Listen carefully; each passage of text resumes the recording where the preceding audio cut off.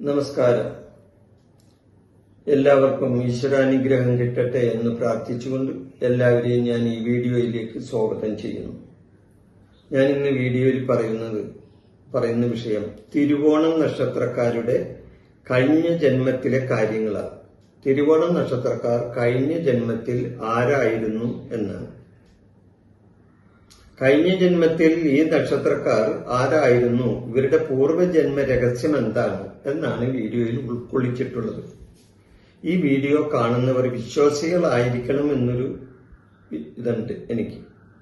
വിശ്വാസികൾ കണ്ടാൽ നന്നായിരുന്നു. കാരണം അവിശ്വാസികൾ കണ്ടാൽ ഞാനിത് അന്ധവിശ്വാസം പ്രചരിപ്പിക്കാൻ വേണ്ടി പറയുന്ന ഒരു കാര്യമായിട്ട് അവർ പറയും.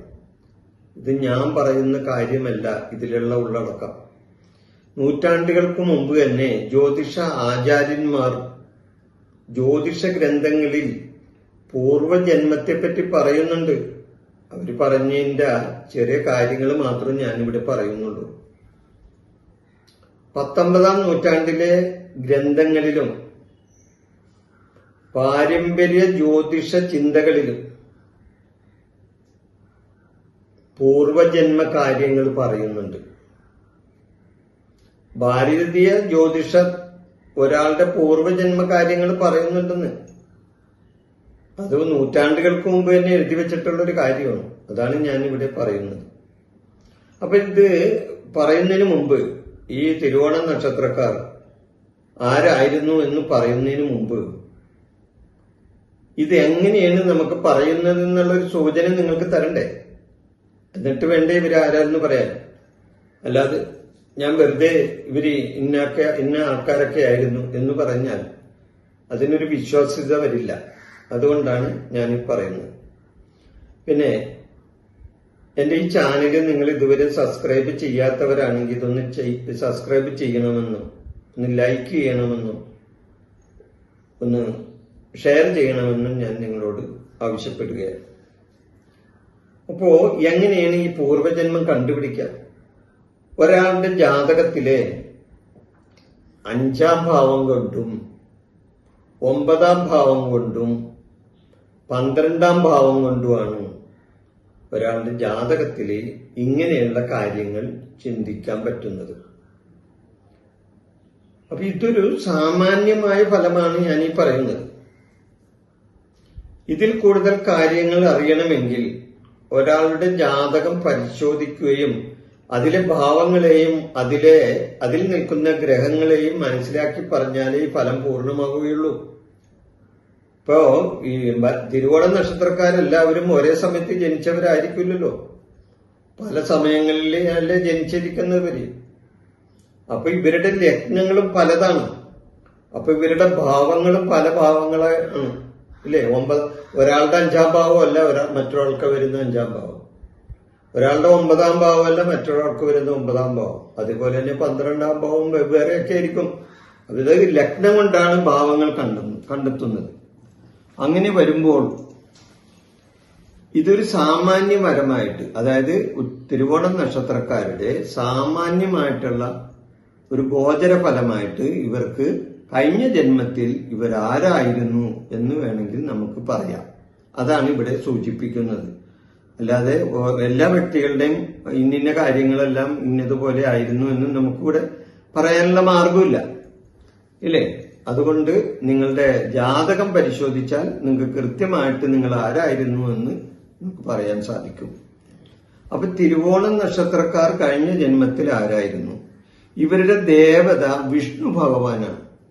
വിഷ്ണു ഭഗവാന്റെ നക്ഷത്രമാണ് തിരുവോണം.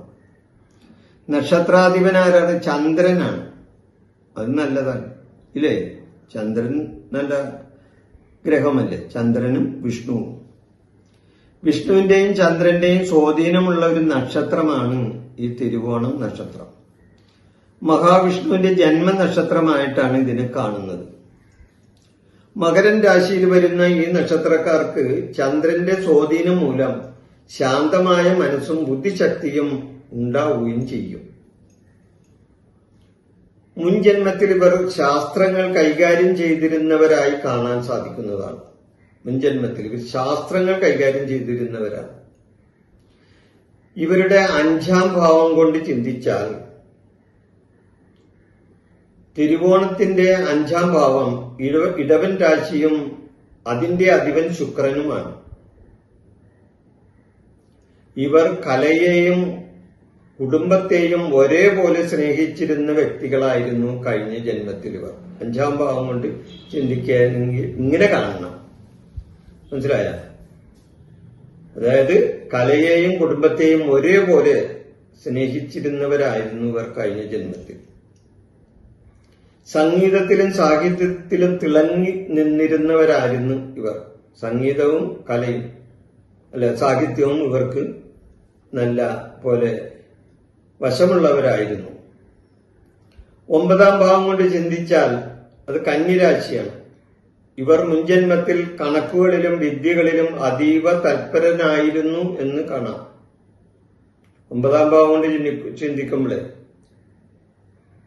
ഇവര് അതീവ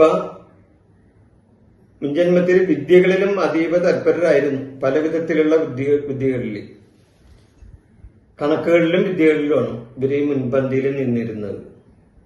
ഗുരുക്കന്മാരുടെ ഗുരുത്വവും ഇവർക്ക് കിട്ടിയിരുന്നു.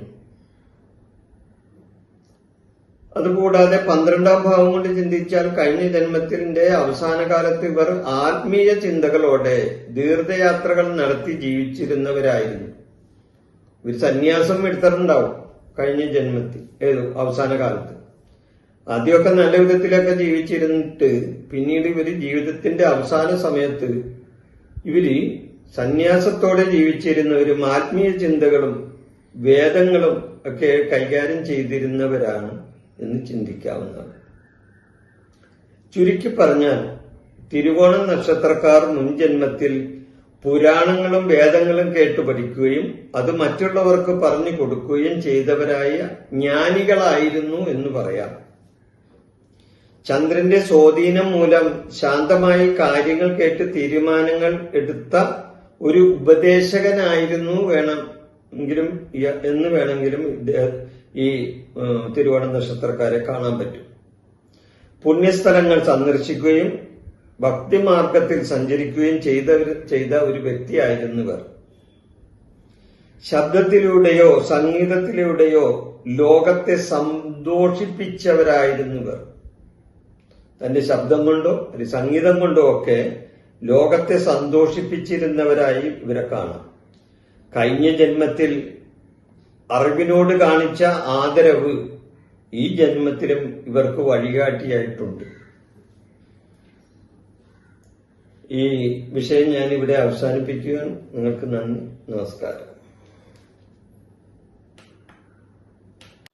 എന്റെ ഈ ജ്യോതിഷ പ്രോഗ്രാം നിങ്ങൾക്ക് ഇഷ്ടപ്പെട്ടാൽ ഇത് സബ്സ്ക്രൈബ് ചെയ്യാനും ലൈക്ക് ചെയ്യാനും ബെൽ ബട്ടൺ അമർത്താനും മറക്കരുത്.